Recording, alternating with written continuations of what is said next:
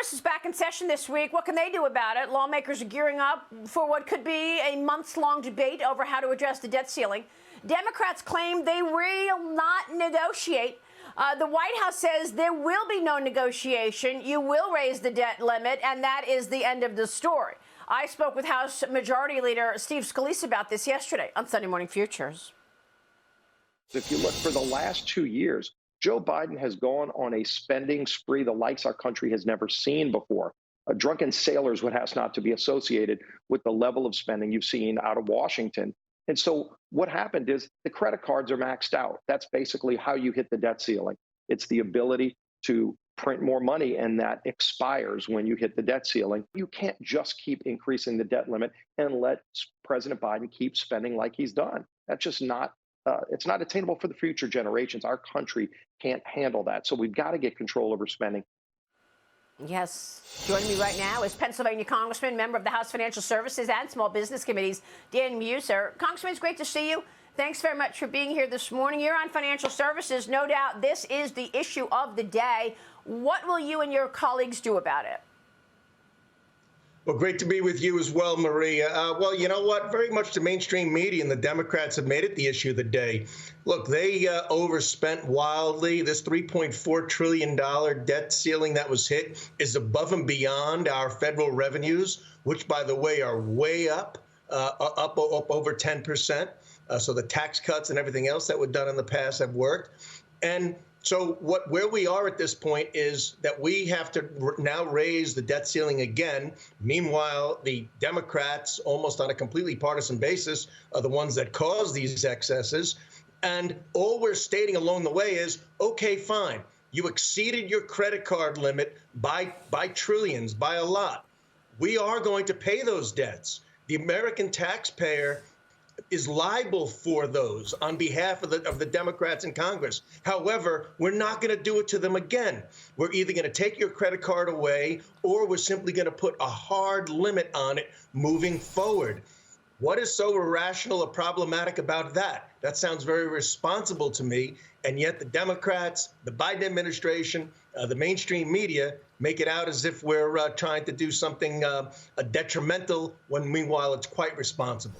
Well, it's more than responsible. We look at what just took place. Congressman, come on. Your colleagues on the Democrat side and this White House borrowed more than $5 trillion just in the last 2 years.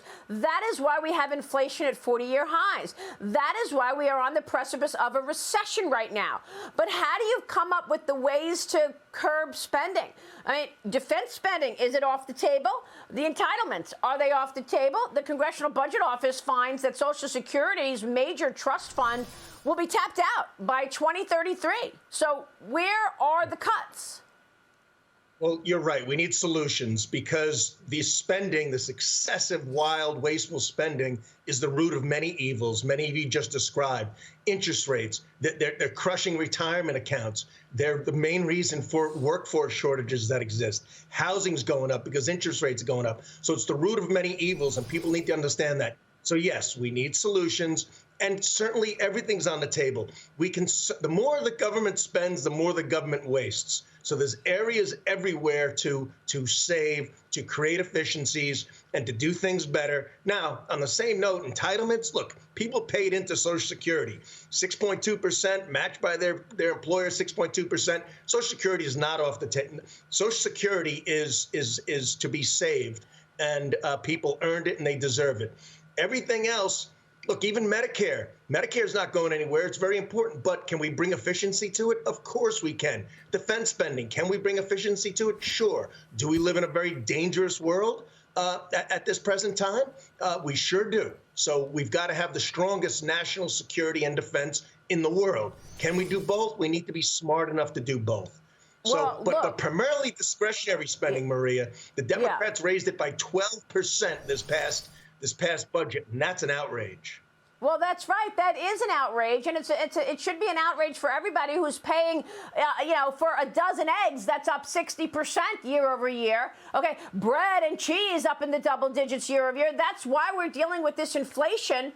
But, at the end of the day, the Republicans are talking about going back to 2022 spending levels, and that would be a $75 billion cut in defense spending. Kevin McCarthy says, look, there are areas even in defense spending like, how about the woke training? How much is all that woke training costing in the Defense Department? A lot. There's smarter ways of gaining even financing for the defense industry while living within a reasonable budget.